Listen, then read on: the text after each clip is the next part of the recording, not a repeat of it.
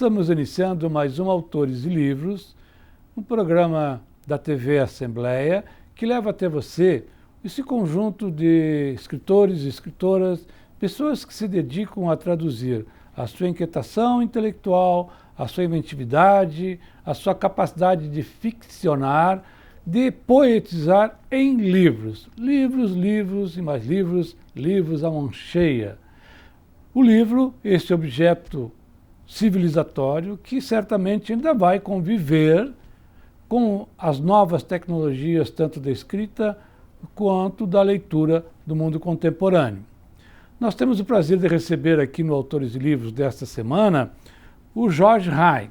O Jorge Rain é contista, dramaturgo, tradutor e leitor, autor ou cúmplice de diversos crimes em cada uma dessas categorias. Crimes contra a literatura, enfim.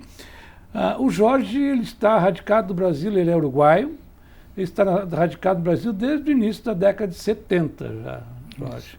Já tem filhos brasileiros, inclusive eu tive o prazer de entrevistar aqui a filha dele que se dedica a um projeto incrível, fantástico, audiolivro. Audiolivros e audiodescrição. E audiodescrição. Uhum. O Jorge, tu tem dois motivos que te traz aqui, além de tantos outros. Um deles é o lançamento desta tua novela, e por sinal foi um lançamento conjunto com 3 outros livros, do Scriptorium,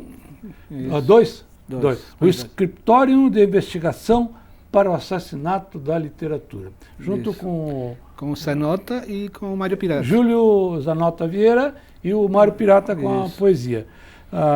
Bom, um prazer te receber primeiro nisso. Muito obrigado por estar aqui. O que tu tens primeiro a dizer sobre esse grupo que se reuniu aí para o assassinato da literatura? Bom, a ideia desse nome já é mais antiga e é do Júlio, como era previsível. O Júlio sempre inventa essas coisas estranhas, sabe? Então ele convidou o Mário Pirata aí, me convidou também para participar desse projeto que tinha a intenção de lançamento simultâneo de 3 livros. São livros que, de alguma maneira, se identificam com uma margem da literatura, digamos, né? Uhum. Seja pelo estilo, seja pelas vias de comercialização. Então, não estão enquadrados dentro da literatura comercial que estamos acostumados a ver normalmente nas livrarias, né? Eu não diria que, no caso do Mário Pirata, ele fez um livro para adultos, que ultimamente estava escrevendo mais para crianças. Sim. Mas é poesia lírica, lúdica, como ele sempre foi, né? Mas ele em si, como personagem da cidade, porque ele é personagem da cidade, ele percorre todas as feiras de livros do interior, ele faz essa beirada da literatura, essa margem nesse sentido, né? No caso do Júlio Zanota, para quem conhece, percebe que ele é marginal de carteirinha. Né? E no meu caso, eu considero que faço uma literatura marginal porque eu quero deixar bem claro que se em algum momento já fui acusado de fazer uma literatura vanguarda. Eu acredito, pelo menos na minha concepção, a vanguarda é um posto avançado, é alguém que está lá na frente, mas está lá na frente no caminho, na linha que a evolução natural daquela expressão artística vai chegar lá. O pelotão vai chegar lá. Em algum momento vai assimilar, vai incorporar alguns dos aspectos dessa vanguarda, outros vai desprezar, mas a literatura marginal é um desvio, não está nesse caminho. É um desvio, ela de certa forma não perde nunca o poder de estranhamento, digamos, mesmo que alguns dos elementos acabem sendo incorporados por outros autores ou até por vanguardas. Então é nesse sentido de marginalidade que a gente falou no Assassinato da Literatura. Bom, esse teu livro tem um título muito interessante e tem uma razão de ser, enfim, e tal, porque tu falas aqui sobre o pangrama, que o título é o seguinte, eu tentei decorar, mas eu vou ler. É a veloz raposa castanha salta por cima do cachorro lerdo. E aqui na contracapa, na quarta capa, diz, tudo cabe no pangrama, porque ele contém o universo das letras. Basta embaralhá-las e permitir que o acaso escolha uma palavra, até mesmo entre aquelas que ainda não foram descobertas ou inventadas. O mesmo acontece com as histórias, mas algumas jamais serão contadas. Bom, esta é uma novela muito interessante, é cheia de enigmas, e uma das características dela justamente é não ser linear. Isso. O leitor aqui tem que dançar conforme a música, ele tem que saber onde é que anda, ele se perde às vezes, volta, enfim. É um jogo interessantíssimo como leitor que o Jorge faz. Tem aqui, puxa vida, vou falar tanta coisa, correr o risco de dizer bobagem, enfim e tal, mas aqui nós temos uma das características é que o texto, ao mesmo tempo, ele é explícito, mas ele tem um outro subtexto que está sempre falando junto e que se remete para esse outro, e para o leitor também tentar sair do texto, voltar a ele, enfim. Muito interessante. Mas primeiro vamos falar do título, que colocaste esse aqui, que o pangrama. O título que tu falou, na verdade, é a tradução ao português de um pangrama em inglês, que é The Quick Brown Fox Jumps Over the Lazy Dog. Um pangrama é uma frase que faz sentido e que, no menor número de repetições possíveis, utiliza todos os caracteres do abecedário. Antigamente era utilizado para testar os teclados das máquinas de escrever e os tipos dos linotipos também. E esse aqui é o mais clássico, mais conhecido internacionalmente. É um dos melhores, na minha opinião, que conheço bastante, é um dos mais logrados e que tiveram mais sucesso. Mas fora isso, que sim, tem todo esse aspecto de dois níveis. O nível de que é um pangrama, ou seja, tudo que está escrito no livro está escrito nesse título também, está contido no título também, mas ao mesmo tempo a história remete um pouco a isso.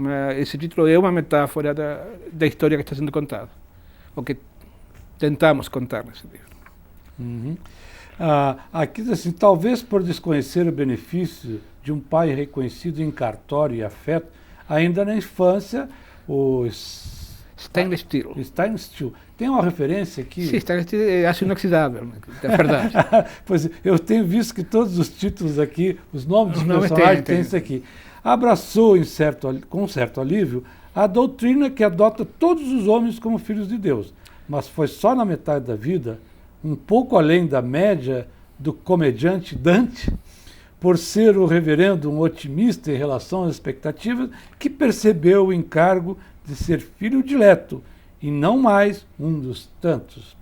Eu quero primeiramente fazer algo que eu já falei assim, rapidamente para o Jorge, fazer um depoimento que a leitura desse livro, para aquelas pessoas que gostam de uma literatura que tem uma linguagem bem trabalhada, uma linguagem de qualidade, este é um livro indicadíssimo. Para aqueles que gostam de saborear um texto que tem sabor, não textos insossos, sem sabor, enfim, eu recomendo esse livro, que para mim é um dos melhores livros escritos e lançados ultimamente aqui, Jorge. Eu não estou exagerando, sinceramente, estou sendo sincero.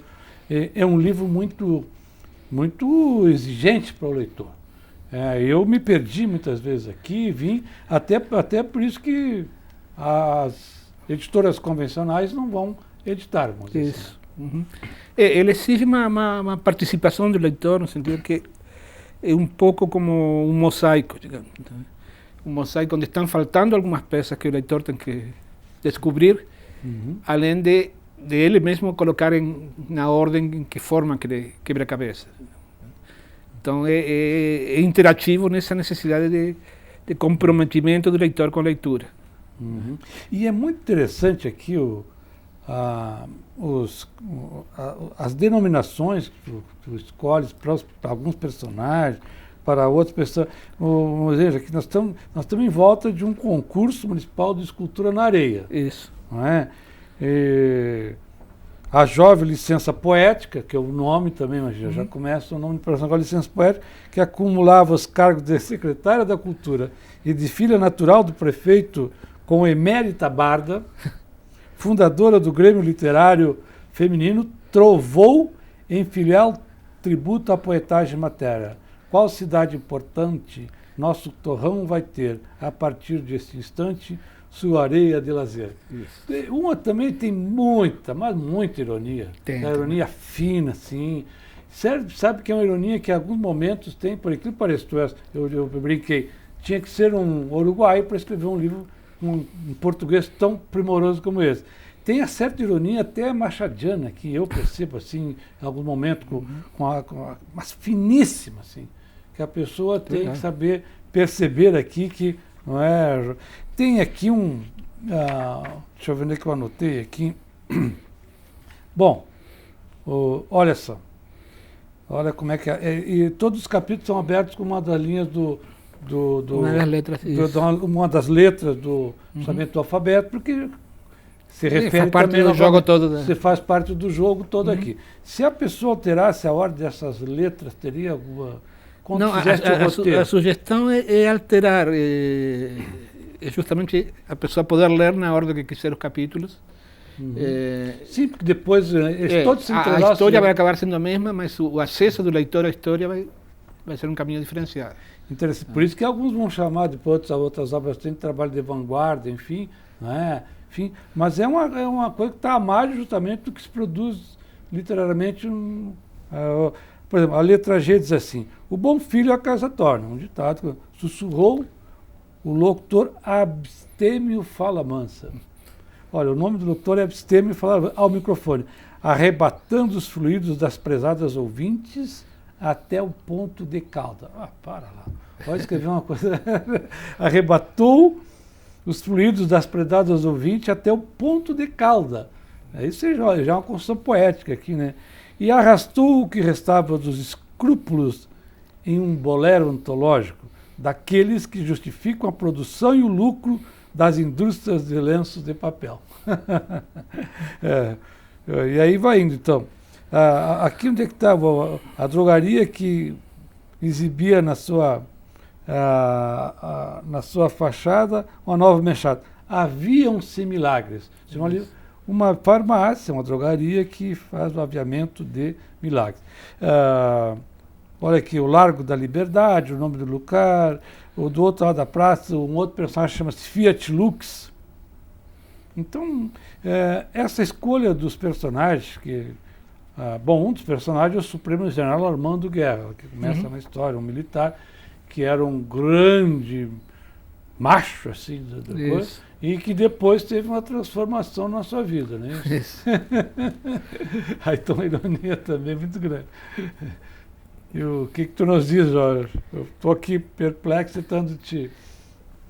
Tem todo esse jogo dos nomes de personagens. Por exemplo, esse pastor, que o nome dele é Stainless Steel, que significa aço inoxidável. Em determinado momento, ele é atacado e com uma faca em direção ao olho dele. Então, tem a revelação que o nome dele está escrito na faca.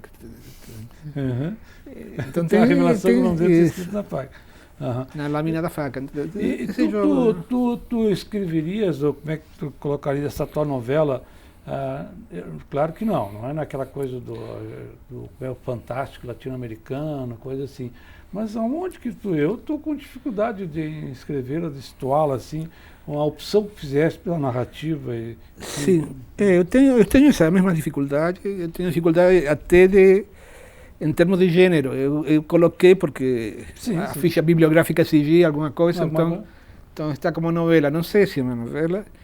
Eu acho que esse negócio dos gêneros literários é uma necessidade muito humana de classificar tudo, de ordenar, de etiquetar, que uma coisa acaba criando a ilusão de que a gente domina aquele assunto, quando é o assunto que domina a gente. Então eu não tenho muito essa preocupação. Sei lá, eu, por exemplo, mandei uma vez para uma editora um livro que para mim decididamente era de contos, e a editora disse que gostou muito, mas que eles não estavam publicando poesia.